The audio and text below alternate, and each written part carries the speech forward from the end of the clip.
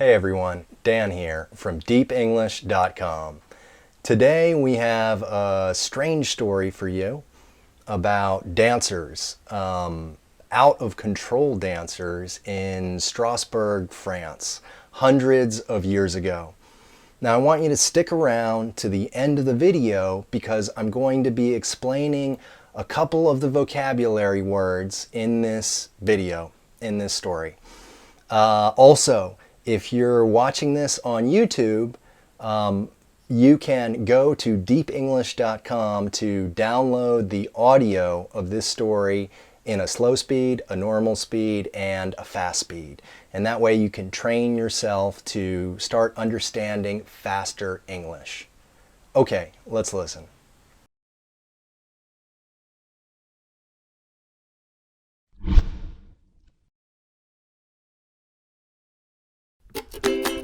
deepenglish.com. Alone in the middle of a silent street, Frau Trophea began to dance. It was July of 1518 in Strasbourg, France, when for no reason, Trophea started to dance. Not long after, bewildered neighbors came to watch. Even stranger, Trophea's silent dancing was joined by first one neighbor and then another. Their dancing was bizarre, and their faces were expressionless. By the end of the week, more than 30 people had joined Trophea's strange dance. They danced night and day. This was just the tip of the iceberg. Within a month, more than 400 citizens of Strasbourg were swept away by the dancing mania. Still, there was no music and no explanation for what was happening, yet they silently danced on. Many of the dancers began to experience serious health problems from so much nonstop movement. The dancing was so extreme that some people literally danced themselves to death. They died from heart attacks, strokes, and severe exhaustion. At this point, doctors were called. They ruled out supernatural causes common during that time. Instead, they said the mania was natural and caused by hot blood. When they failed to find a cure for the dancing, they decided to build a stage and invite musicians to play for the dancers. They thought that the cure might be for the dancers to dance until they got it out of their systems. No one knows why, but after a month of dancing, it stopped as mysteriously as it began. While this sounds like a tall tale, it has been well documented by historians, and it's not the only case of its kind. Dancing mania, or St. Vitus's dance, swept Europe from the 14th to the 17th century. The most well-known cases happened in Germany in 1374 and France in 1518. Some psychologists say what happened in France was an example of mass hysteria. Mass hysteria sometimes happens in communities experiencing extreme stress.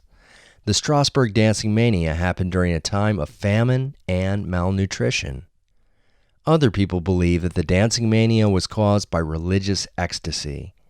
Saint Vitus is also known as the patron saint of dancing and epilepsy. The 1500s were a superstitious time. The local Christian church records say that people believed that Saint Vitus could send down plagues of dancing. We will never know if the people of Strasbourg were suffering from mental illness or swept away by something that science can't explain. The hearts and minds of humans are a mystery, and sometimes we lack the ability to explain why we do the things we do. Have you ever felt swept away by an experience you could not explain? Okay, let's talk about a couple of the vocabulary words in this story. One of them is swept up, which comes from the word sweep. So what is sweep? I'm sure you've heard the word broom, or a tool we use for cleaning up dust or dirt. And if you think about cleaning up with a broom, there is a sweeping motion, which means you are moving across a floor, maybe if you're sweeping up a floor. So the idea is you're moving across something and you're doing it quickly. So there are lots of idioms that use sweep that have this feeling of moving across quickly. So ideas can sweep across a country, or A dancing mania can sweep across a town. Or also we can say to be swept up. So we are losing ourselves in the emotion. Or we're losing ourselves in the situation. We're becoming out of control. We're being swept up. So in the story, a kind of a strange phenomenon of out of control dancing sweeps across the town, and people are swept up in this desire or this need to dance for no reason. Well, no reason that we know of. Okay, another example would be any sort of fad or something that's become very popular and spread across a country or spread across the world very quickly. You can use the word swept across. So the selfie stick fad, having your phone on a stick so you can take pictures of yourself. The selfie stick fad has swept across the country or swept across the world. So again, swept across or is swept up is this idea of moving very quickly or happening very quickly. Another idiom we use with sweep is to sweep something under the rug. So you can imagine this image of hiding something. Instead of properly cleaning, lifting up the rug and putting the dirt under the rug. So when we want to say that someone has hidden something, we can say they swept it under the rug. So they did it very quickly and they quietly hid something.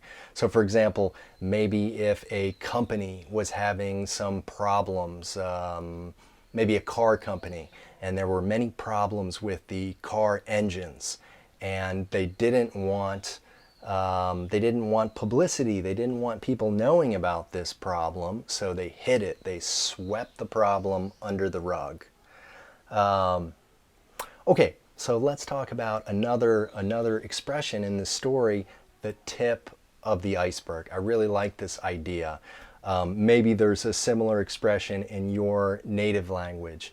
As you know, an iceberg, there's only a very small part, the tip, the very top of the iceberg, which is over the water. We can see this small piece, but under the water, it's very, very big. So this idea of the tip of the iceberg is something that we can see easily, but we're missing maybe something very much bigger that it's connected to. So for this example, the dancing, it started off with just, one person, and then 30 people, then 40 people, then hundreds of people. So in the beginning, when it was only 30 or 40 people, this was just the tip of the iceberg. There was something much bigger that it was going to grow into. You can use that in a lot of situations. So maybe there's a similar expression in your language, and I would be really interested to know. So let me know in the comments if there's a tip of the iceberg expression where you're from. So I hope this was useful. I hope you enjoyed this video. We just started making these videos at Deep English a few weeks ago. We have years worth of interesting audio stories at deepenglish.com, but we just recently started making the videos. So if you like it, let us know. Subscribe to our YouTube channel and leave us a comment. And if you like them, we'll continue. Okay, thanks for watching.